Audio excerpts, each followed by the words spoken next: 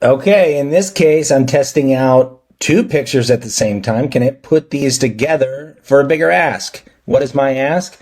Well, tell me what to buy for a birthday party for my 12-year-old daughter.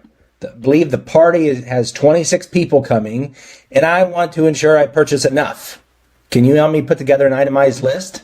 And you can see we have plates, we have party favors, balloons, streamers, plates, plastic utensils over here, letters, candles, bows.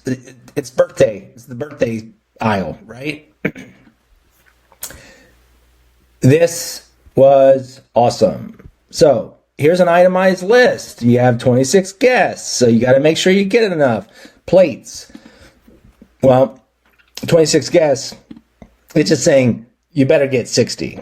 People are going to use more than one, I guess. Same with napkins, tablecloth. So it's telling me to get two of something,